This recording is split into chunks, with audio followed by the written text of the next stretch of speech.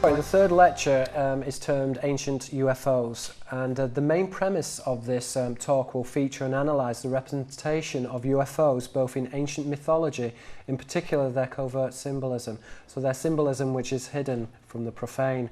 In this short talk I'm going to argue that in order to fully grasp the alien phenomenon, it is first necessary to deconstruct the ancient mysteries to uncover the extent of alien intrusion into human culture. To begin our critique, we will first examine the cult of the goddess Cybele and her apparent association with angelic vessels equated primarily with the circle. So, the proposition of a deity identified with a circular ship is not unique, but is shown to be encoded universally and appears independently in diverse cultures. So this is not just a phenomenon which appears in the Semitic traditions regarding the ophanim and the wheels or the circular ones, but this idea is actually found encoded in many different cultures, diverse cultures, as diverse as Japanese culture, and also in the Greek and Hellenistic traditions also. So an excellent example of this connection with the circular vessel is explicit in the rites of the goddess Cybele recorded in the Phrygian mysteries in the western region of Asia Minor from the 4th century BC. So this is a very ancient tradition. Now, working in much the same way as biblical symbolism, her adherents used veiled language to discuss sacred truths. This language is referred to as, well, it's polymorphic language. It uses words with different signifiers to represent layered ideas. These ideas are symbolic. In the Quran, this is referred to as Wuju al-Quran, the forgotten recitation. This is the esoteric tradition of the Quran. Wuju also has the meaning of facets. So this is a layered tradition. Now, in the Greek, the terminology used to refer to this veiled language is allosagoria, other speaking. In English, we would say an allegory. So I want to look at veiled language and try and deconstruct what we can learn from this type of language. So the namesake of Cybele, for example, the goddess, is suggestive of a terrestrial counterpart, Sibyl, a Vetus, a soothsayer, or a prophetess. So immediately we're seeing that there is this correspondence or this wordplay between Cybele, the goddess of the earth, and then Sibyl, which is a type of soothsayer or a prophetess. Now also we can see that there is this relationship with the lion cub shown on her knees, which corresponds to the Arabic pun Sibyl, a lion cub, and is an insignia of Sibyl, which is an oracle priestess. So the lion in this instance in the Greek mysteries is working on the wordplay, on the Arabic wordplay, Sibyl, a lion cub. The same correspondence is found also in the Hebrew. The etymology Lavi, a lion, is correspondent with Levite, a priest, the Levite priesthood. And of course the Levite priesthood themselves are closely amalgamated with the Judah priesthood. Again, the signifier of the lion would represent this priesthood. Now, typically, the lion is represented as a solar motif of the sun, but we can see that covertly the lion is equated with the moon. And the etymology is found within the English etymology, leon, or a lion, and luna. The same wordplay is also found within the Hebrew. So, for example, Lavana, the moon, is nocturnal of Lavi, which is a lion. And the inference then is of the nocturnal priesthood. And as I said before, the nocturnal priesthood are identified with the worship of fallen angelic deities, in particular these entities which are referred to the jinn or the seraphim, which is closely accorded with the worship of the dragon, with these strange entities. Now, a goddess of the earth, the oracular motif is recorded in Latin in the noun symbolum, a symbol. So we're seeing that there is this wordplay on a name between Cybele, the goddess, and symbol, which is an instrument carried in her right hand. So if we look at the slide, we can see that the goddess herself is carrying this device of the symbol. Now, the motif of the symbol is used to signify furtively Simba, a boat. So in other words, we're dealing here with terminology which is polymorphic or which has connotations. So the connotation of the symbol is used to codify the boat. And once again, from the example cited, it is important to look at how polymorphic language is used within the mysteries. So in this context, we can see that the symbol is a representation of Simba, which is a boat which refers to the angelic vessels. The angelic vessels themselves are deemed as being round or circular, as found in the Judaic traditions, the ophanim, the wheels, the circular ones. So we can see in the Latin, when we go back to the Latin word Simba, a boat, we see that it is extracted from the Greek root cum, which is something which is hollow with the additional meaning of a cup or a vessel. So this is cumb, a cup or a vessel. Thus, the god of fertility, Cybele, is related secretly to the traditions of a hollow boat. In other words, this is a circular hollow boat, and is a type of ark that is depicted overtly as a symbol, but covertly as a round or a circular boat, a type of vessel. Now, the symbol, forgive the pun, we can see that in the Greek mysteries it serves deliberately as a visio paranomasia. So this is a visual pun, and it's a visual pun of a flying disc. It's a visual pun of the ophanim, as we said, which is conceptualized as a type of hollow boat, a type of vessel. Furthermore, the mascot of the round vessels is sensate of a deity, angel or a sailor, and is indicative of sacrificial rites. So not only is the symbol denotes an ark or a vessel, but there is a close correspondence with a cup, which is identified both with a womb, but also that sacrificial rites are correlated with angelic vessels, with the materialization of angelic beings. So when examined closely, the symbol or a hollow boat is a direct intimation of the ophanim, the circular ones, a stratification of an angel. The Simba, a type of hollow vessel, and their comparison, the ophanim, are matched in Western law with the flying disc or UFO, variously a vessel or an ark. So the term vessel denoting a ship is polymorphic. It can also mean a ritual vessel, and the connotation is found both within the Greek and the Latin. Now, the word links are summarized in the following lists. So I just want to go over this very quickly, but we can see that Cybele, the goddess of fertility, she is really identified with the oracular shrines as found with Sibyl, a prophetess. Now, her motif is the symbolism, which is a device of Simba, which essentially is a boat and is a type of angelic vessel accorded to the ophanim. The vessel, however, is a type of ritual vessel as well, so the connotation is of a ritual vessel corresponding with the ophanim, the circular ones. So, as we can see, if we look at the Simba, which is a type of angelic boat, which is equated with, in the Semitic mysteries with the ophanim, and in the Greek mysteries also, we're seeing this correspondence with the symbol, which is used to identify this circular vessel at this covert level. Now, universal, the description of the circular vessel outlined in the Cybele cults also concur within the Japanese tradition of the Utsu no Fune, a hollow boat. As with the Phrygian mysteries, the signification of the hollow boat, a type of vessel, is attributed to a deity, and like their classical counterpart, is concealed using polymorphic language. So we're going to look also at how the Japanese encode their symbolism with regards to angelic beings, and we're going to find the same correspondence, the same similarities between the symbology.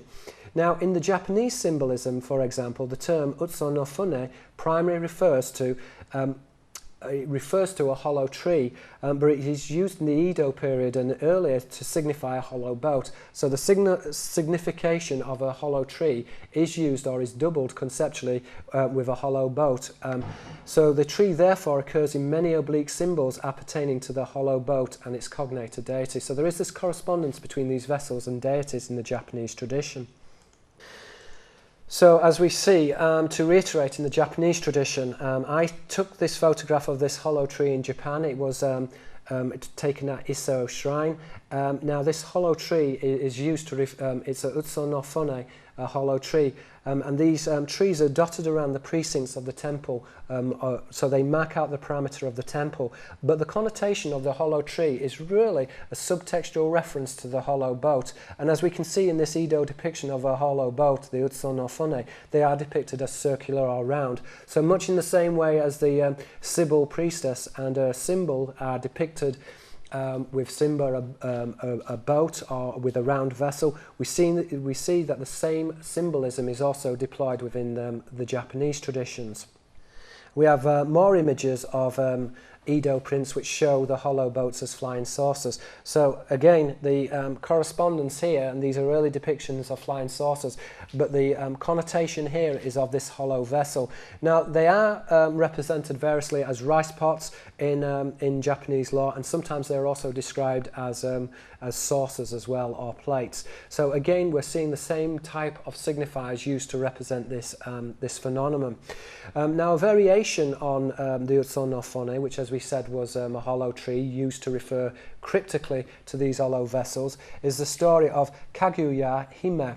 Now the term Hime means princess, so we're seeing automatically that there is this association between the monarchical lineage and this lineage which is identified in the Japanese tradition at least with these hollow vessels which are deemed, or they are represented as originating from heaven. Now in the case of Kaguya Hime, the story tells of a woodcutter and he found this princess, or it was said that she was a radiant princess, that she was shining, and she was found within a hollow bamboo. Now the device of the hollow bamboo is referential to the hollow tree, which is referential to the hollow boat, which as we said in the common idiom is correlated with a UFO, as we can see in these Edo prints of this type of vessel. Now the woodcutter, he raised this daughter as his own child, and then when she became an adult she went back home to heaven. So this is the story of the hollow boat, and now the hollow boat itself ties into this monarchical divine lineage which is identified specifically within Japanese folklore with the hollow boat, which ostensibly appears like a modern UFO. Now, in the Shinto religion, for example, the precincts of the temple are marked by hollow trees. And as we said before, this is a reference. The hollow trees, the Utsu no Fone, which is a hollow tree, refers in the Japanese to Utsu no Fone, which is a hollow boat. So the hollow boat, which is this angelic lineage correlated with the deities. Now, as with the Cybele cult and the Simba boat, which is depicted as a symbol, both of these vessels are identified, are represented as circular. They are represented as circular, they are seen as being elliptical. Now the Japanese noun fune, a boat, is often assimilated in regional dialects, and therefore the word fune, a boat, can be represented as hune, because the distinction, or the F and the H in Japanese, is not clearly differentiated. So in spoken Japanese, fune can be pronounced as hune, and hune is a variation on the noun oni, a type of goblin with a large round head, a type of ogre, and suggests a comparison between the Utsu no Fone and non-human entities. In the Hebrew tradition, this would obviously be the seraphim, which are identified with Safina, a ship. In the Greek, this would be the Apui, the abductors, identified with Erpoton, a reptile, and Pleon, which is a ship or a vessel. Now, when we look at this at the Japanese slide, we can see again that the Bakaku dancers are depicted as angelic. They have these wings which denote that they arrive from heaven. But we can see that the Japanese word shimbaru, which is a transliteration of the Greek term symbol, is an emblem which is used covertly, as in the Greek mysteries, to represent these circular vessels. So the Japanese, in a similar way, are using polymorphic language to intimate this connection between angelic beings which originate from vessels, which are represented typically as circular. And both in the Greek and the Japanese mysteries, we're seeing this representation with this circular vessel correlated with the monarchical or imperial lineage. Now, so if we go back, as we said with the Japanese tradition, the precincts of the temple are lined with Utsu no Fone, which are the hollow boats which are ascribed to this monarchical lineage. In the Greek tradition also, we see this representation. The temple is demarcated as a type of boat. So naus, a sanctuary, is concordant with nos, a ship. The two terms are interchangeable. Theoretically, the sanctuary is a type of ship and is moored, religare, religion, is moored to heaven. Now the keel is replicated in ecclesiastical symbolism as the nave of the church. This is the central part of the church and is a cognate of the Latin noun navis, a ship. So both within the Greek and the Roman mysteries, as found within the Japanese mysteries, the ship, typically represented as circular, is identified with strange or angelic beings. As we said before, Malak is an angel and Malak is a sailor. Now, shown throughout the world's major religions, identical cryptograms occurring concerning the signification of the boat, in particular circular boat, are employed in each language to represent the origins of a deity which are derived from heaven. As we can see in the picture of the slide, we're seeing this correspondence symbolically between the vessel or the ship and between the angelic host. Now, in Japanese symbolism, the signification of the boat, in particular a circular boat, the Utsu no Fune, are employed in each language to represent the origins of a deity, which are sourced from the sky. In Japanese symbolism, these deities are signified as winged dragons and are known primarily as the Tengu. Now, the term Tengu is translated as heaven's dog. The dog is an arcane signifier of the dog star. And when we find that the deities in the Middle East and in the Hellenistic traditions are also are identified with the dog star. So there is this, as I've reiterated, this connection with the constellation, with the Tengu, the Japanese dragon deities, but also within the Semitic traditions, this identification with the Elohim and the dog star identified with the dog. So I just want to quickly summarize this slide. We see on the slide that Naus, a sanctuary, is a cognate of Nos, a ship or a boat. It's found in the Roman mysteries with the idea between nave, the central part of the church, and navis, a ship. In the Japanese tradition, the concordant match would be Utsu no Fune, a hollow boat, a tree or a vessel, and it itself is represented with the hollow tree used to mark out the sanctuary. So critically, the hollow vessels in Japanese folklore, as in the Judaic and Phrygian mysteries, are depicted as flying saucers. At an esoteric level, these are ritual saucers which are identified with the angelic vessels. And the angelic vessels in the Japanese traditions, as we have shown, are recorded in many Edo prints. So appearance of these vessels is viewed as a type of omen. In summary, the representation of the hollow tree in Shinto is a subtextual motive used to denote the veneration of alien beings, and these alien beings are said to originate from angelic ships. Now, in the Sibylle mysteries, the device of the symbol, surreptitiously a hollow boat, is a design that is adapted in the Hellenistic tradition with opalon, a shield, and is a derivation of the noun pleon, a ship or a boat. So we can see in the Greek traditions that both the symbol, or symba, a boat, is used to represent the circular mascot equated with the ophanim. But in addition, within the Greek mysteries, the shield is also a prominent motif which is used to signify the angelic boat, the angelic vessel. Now, in classical depictions, the circular shield is utilised in warfare and is employed as a protective guard hung over the side of a sailing ship. As we see within the slide, we see that within the Greek mysteries, the shield is a correspondent of the angelic boat, and we see this representation between opalon, a shield, and pleon, a ship or a boat. And indeed, we can say that there's an etymological connection with opalite, a foot soldier. The soldier in this context would be identified with the angelic host. Now, at a symbolic level, the shield is used to represent an ocean-faring liner. As we said, it's circular and therefore is identified with the angelic sailors. But it's typically stylized in Hellenistic motifs as round, so variously a shield or a symbol. And in the modern context, the shield is used in heraldry to signify the angelic or noble bloodline. So the idea that the angelic boats are round or circular, if we just go back to the previous slide, means that the shield itself is also used to denote this angelic bloodline, which we find in its modern-day counterpart in heraldry. Now, this is very ancient, the representation of the shield equated with the deity.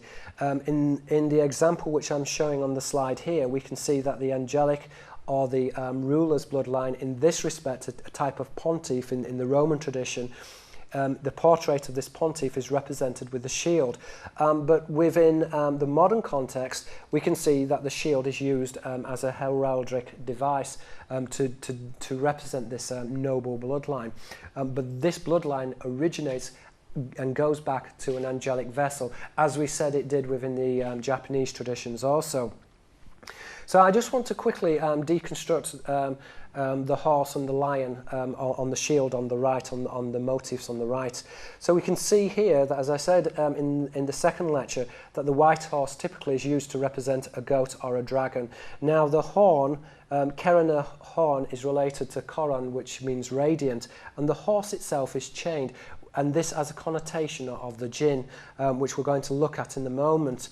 But we see that also that the priesthood, Sibyl is type of priesthood, the lion or Lavi, the lion in the Hebrew, related to the Levite priesthood.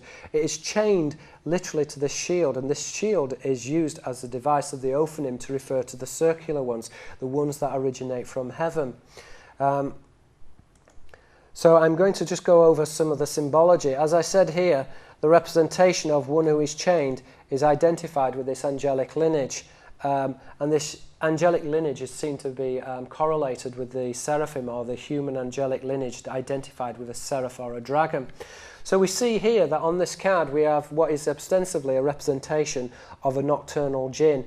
This refers to the Lilithrit, but remember that the entity Lilithrit is clawed, and therefore she is represented as a type of abductor. Now, the legs of the angel are deemed as being hairy. So there is this crossover or comparison between the foot of the bird, which is reptilian in appearance, and this human attribute, which is identified with hair, which is a mammal signifier. Now, the flaming tail, the Latin word penis, a tail, refers in this context to the flaming ones. The flaming ones are the Elohim, the shining ones. The shining ones are variously the watchers. Erin is a watcher or a shining one. In Greek, theos, a god, theros, a watcher. Therion, which is a beast. The beast is a personification of the dragon, Drakos, an eye, to watch. And we can see that the tail on the other side is identified with the grape, which is the fruit of the womb, the menstrual blood. Now, the serpent is chained in fetters, and the Arabic word sajin, a prisoner, really is implicit of the jinn. So therefore, if we break down the compound, the Arabic word for a prisoner is sajin. But when we break this down, we see that it's a compound of the term to hold or to contain and the jinn. So the Arabic etymology originally is derived from the Solomon idea of that Solomon could contain or hold the jinn, and that the jinn themselves are prisoners. Now, the representation of this type of jinn is as the Shedim, and as I said before, the Shedim themselves are identified with the Sodi priesthood, the secretive ones, the ones who are secret, correlated with the worship of Shaddai. Shaddai being a variation on Shed, which is a goblin, a ghost, a ghoul, or a goblin. As we said here, we are looking here at the personification of the circular ones, the seraphim, and that these entities, which are identified with angelic vessels, they themselves they are represented within modern heraldry as a type of shield. The shield connotes this angelic bloodline.